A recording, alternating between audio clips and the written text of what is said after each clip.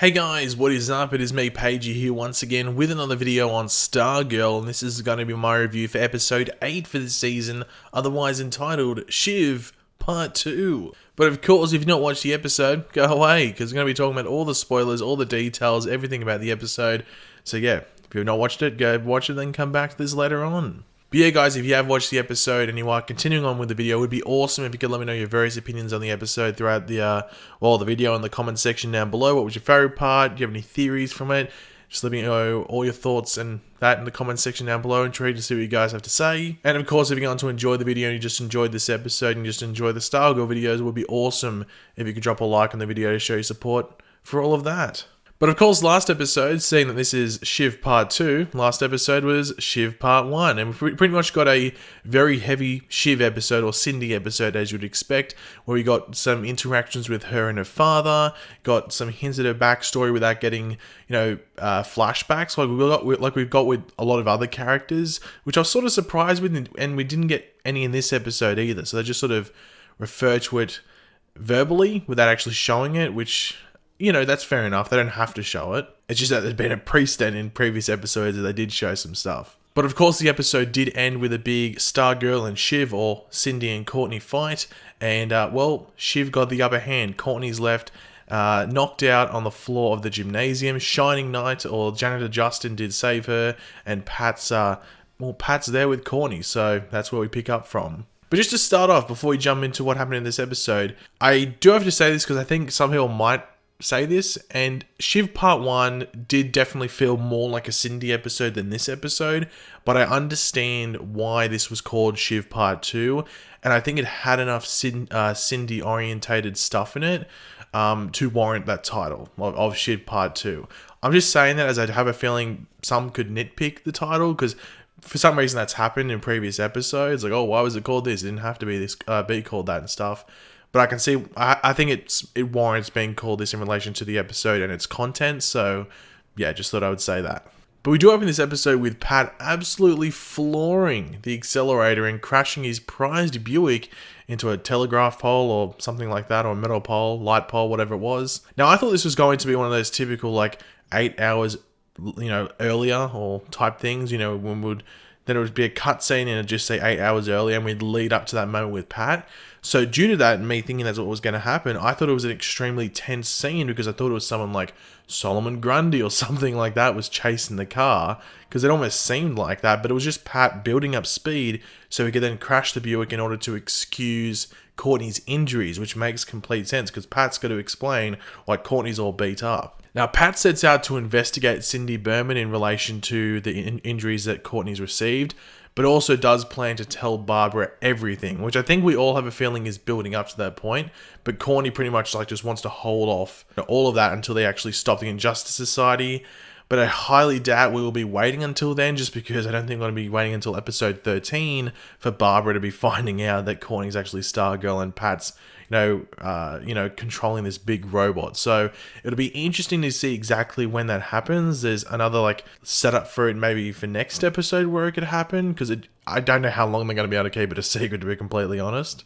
Now, the Pat and Courtney scene in general in hospital was one of a good amount of strong character interaction scenes in this episode. I think there was a good amount of them, just one-on-ones. In some cases with Pat, there was a one on staff where he's just having that conversation with the cosmic staff. I thought that was really good as well, as he pretty much pleaded for the staff to protect Courtney and just hold her back from danger if it gets too much. And we actually do see that in the episode as well, but then Courtney sort of pleads for the staff to come with her anyway, so the staff sort of gives in. So yeah, just the fact that the staff has a mind of its own is actually fairly cool, and this was a good scene to sort of demonstrate that. But speaking of Barbara, we do see her come home after Pat tells her what happens to Courtney, but it will be interesting to see what happens there with Jordan, aka Icicle, and Barbara. Obviously, it seems he has a thing for her. Who knows where that's going to go?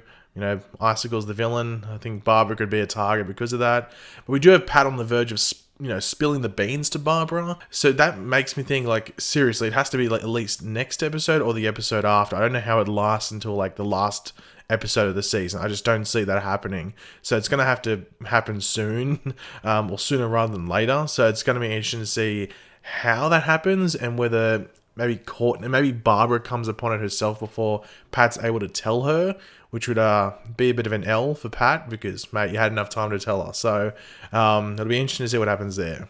Now, another nice scene in this episode was the one between Mike and Courtney when she gets home from hospital, which is obviously a follow-on from the game, the football game from last episode where Mike sort of blows up at her. Now, there isn't much Mike in this episode. I think that's his only scene from memory, so yeah.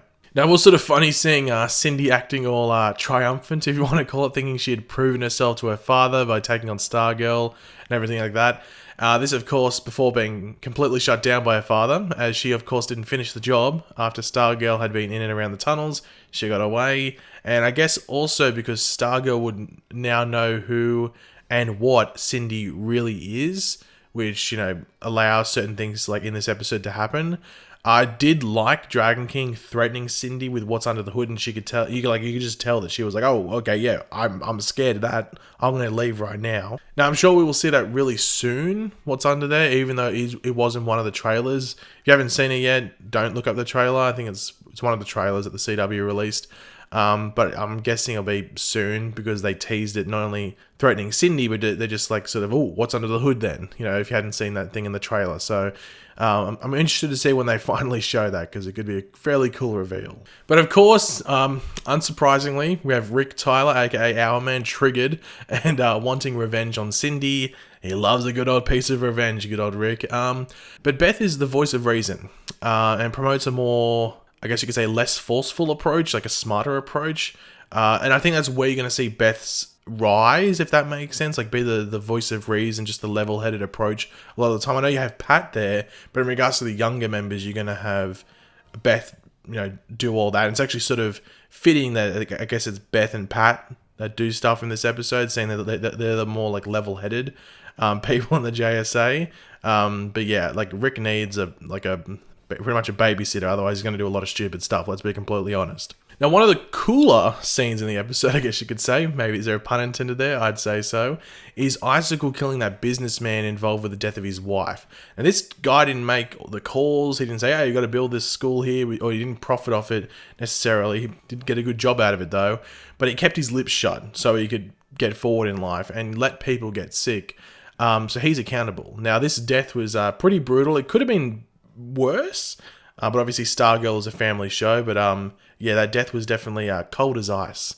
Now, one of the more funnier but also tense, like a bunch of scenes in this episode was definitely when Rick, Yolanda, and Beth go to Cindy's house to investigate, I guess you could say, and they're caught by Pat, but there's really no time to improvise with Cindy's stepmother, Bobby, who we find out apparently doesn't even exist, according to Dr. McNider, which is a mystery of its own, but yeah, she pretty much answers the door. They have to improvise quickly. Now, Cindy's house is quote-unquote fake, if you want to call it. It's filled with bare necessities. There's like nothing in the fridge. There's like minimal furniture for the most part. It doesn't seem like anyone really lives there. And it's got like find it's got like fake furnishings, like fake books on the shelves and stuff like that to make it look more homely, which is pretty creepy, to be completely honest. Like, if I walked into a house and someone had that, I'd be like, okay, what the hell's going on here? Am I in some sort of torture chamber or something? Like, this is really creepy. Now, Beth down the tunnels was fairly tense as well. I was wondering if she was going to get caught. Now, the access code to get into the access to the ISA headquarters as we know it was 1999, which is the year that Stars and Stripe, the comic series, started, which also was the year, which was the series that introduced Courtney Whitmore and Cindy Berman. So they're both created in 1999 due to that. So there's your little Easter egg. Now, Solomon Grundy was there. You don't see him, you just hear him pounding on the door, which causes Beth back upstairs. Where she finds a picture of Dr. Shiro Ito, aka Dragon King, who Pat is aware of. He knows who Dr. Shiro Ito is. Of course, as we see from the Dr. Midnight Goggles, he's a war criminal. Get some history that he's born in 1901, so that tells you how old he is. He's over 100 years old now. So yeah, how's he still alive? Oh, is he still alive? Yeah, well, obviously he's Dragon King. So yeah, so it'll be interesting to see if they dive into what happened to him. I think they will. I don't think they'd skip over that. But we did have Bobby Berman hitting on Pat, which that was a funny moment. I'm not surprised by it. Like, Bobby just, God, you wouldn't want to be her, would you? Now, we did have Cindy visiting Courtney and, you know, eating chocolates and talking. Now, this was very tense. This is one of those scenes where you're like, okay, I don't know what's going on here, because it's very tense at first, as you think this is going to be Cindy just flat out telling Courtney, like, yo, I know you're Stargirl, you're screwed. But Cindy, in the most dramatic way possible, leaves that until she is about to leave. She, like, literally she's about to walk out the door. She says, I like your staff and everything like that. Then Courtney pretty much has to get back into action as Cindy threatens her with killing the other JSA members. So Courtney's like, well, holy crap, I've got to get back into action here. Now, one thing which I haven't talked about in the episode yet, which I wanted to leave just talking in like one big group about, was Henry. Now, Henry had a lot of development in this episode, and that's because next episode is called Brainwave, and the following episode after that is called Brainwave Jr. So Henry, throughout the episode, he's struggling with his head pains, which we'd seen in previous episodes, obviously. But in this episode, it was like building up to like the next level. Now, in the comics, from what I remember, I might be wrong here, but from what I remember, he gets more powerful as his father gets weaker. So, like, if it gets to the point where his father died, Henry would be he'd fully take over that power, if that makes sense. But who knows if they'll do that in the show anyway. We have him learning his telekinetic ability, like lifting the capsules or the pills up and stuff like that, and even the key that he finds in his dad's drawer, which then leads to him finding his dad's secret closet, which has the Brainwave suit, which I'm confused about, because who put the Brainwave suit back? You know what I mean? I guess it was the people who found him. I can't remember who found him in the end of episode 2 and put him in the hospital. So I guess they put the suit back. I know they put it on the mannequin nice and well, though. That's my only, I was sort of like, hold on, who put it back there? Because I know that ISA took him to the hospital and changed him, but did they put the Brainwave suit back in his house? Anyway, thought they might have just kept it at one of their houses or something like that. But in there, along with the suit, are the files and tapes, which I'm sure will be explored next episode in those Brainwave specific episodes. But more in relation to this episode, he finds a letter from Dragon King, or Dr. Shiro Ito, talking about Cindy watching over Henry, leading to where he appears at the end of the episode. So Henry's unraveling everything with his mind, if you want to call it. But yeah, the ultimate scene in this episode, where it all leads, we have Courtney as Stargirl facing off again against Cindy, this time taking it to Cindy's bedroom, and then taking it to the streets, where it is very even. It's a very even fight before Henry shows up, and due to all the telepathic thoughts and everything just going on through his head, he accidentally uses his brain blast ability, which is pretty much just a pulse or blast of psionic energy. So it's just like, he can't control it. So it just goes, and just explodes, and everything sort of gets, it's like Courtney and Cindy go flying. And this leads to Dragon King's minions actually taking Cindy away. So it'll be interesting to see what happens to her, because I don't think Dragon King's going to be overly enthused with her, but then maybe he wouldn't care, I don't know. But also we know that Dragon King knows that Henry has his father's powers. And Henry also knows that Courtney is Stargirl due to his telepathic abilities as well. So it'll be interesting to see what Dragon King does and whether he targets Henry.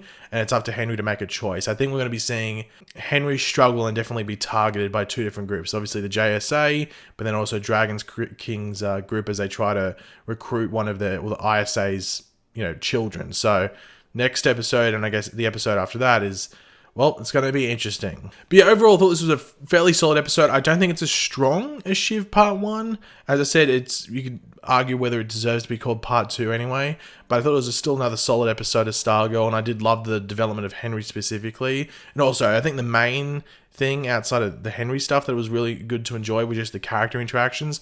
Pat and Courtney, even like Cindy and Courtney and stuff like that. There's really good character interactions in this episode, which I'm a sucker for. Always love them. So yeah, another solid episode of Stargirl, but I am intrigued to see where they lead the Brainwave stuff going in the next 1 or 2 episodes. So that'll be interesting. But yeah, guys, thanks for watching. Hopefully you enjoyed the video. If you did, it'd be awesome if you could drop a like on it to show support. Let me know in the comments section down below your various opinions on this episode. What did you love? What did you hate? Let me know all your various opinions and theories in the comments section down below. And of course, if you are new to the channel, make sure to subscribe. And yeah, I'll catch you guys later. Goodbye.